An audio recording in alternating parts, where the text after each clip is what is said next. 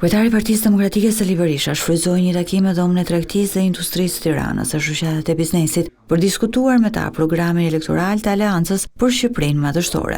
Berisha shpjegoi se në themel të këtij programi është ekonomia. Ne kemi shpallur Made in Albania, prodhimin shqiptar si krenari kombëtare.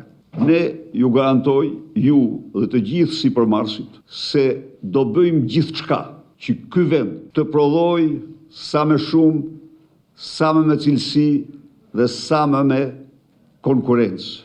Në funksion të këtij qëllimi, Berisha premtoi se qeveria e Partisë Demokratike do të ulë taksat. Kryetari i PD-s Berisha deklaroi se taksa e shitjes pronës do të jetë 2% nga 15% që është sot. Çmimi i energjisë elektrike do të jetë 6 lekë për kilovator e nafta do të ketë të njëjtin çmim si në Kosovë.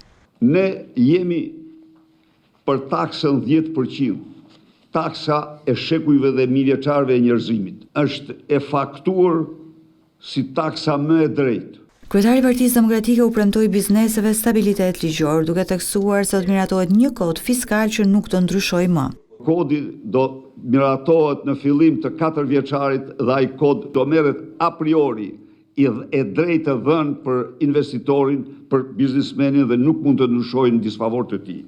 Nga ana tjetër, Berisha premtoi edhe siguri juridike, e cila sipas tij vjen me zhbërjen e reformës në drejtësi dhe realizimin e një reforme të re. Sot për çështjet civile duhet presish 10 vjet, 15 vjet. Dhe kjo nuk po vjen duke u paksuar, se u ndjek me shumë interes. Ishin 130.000 dosje të dashur miq, tani janë 150.000 dosje. Dhe po të pyesish, reforma, çfarë reforme? Reformë që u mohon shqiptarëve të drejtën e procesit ligjor. Berisha ironizoi edhe premtimin e kryeministit Edi Ramaj që në mandatin e 4 rroga minimale do të jetë 500 euro. Kujtohet tani ai pas një viti rrogë minimale 500 euro, del sot në mëngjes e u thot popullit do ta bëj rrogën minimale 500 euro. Ku shpjegoj ty deri tani jam thotë? Më thuaj ti mua.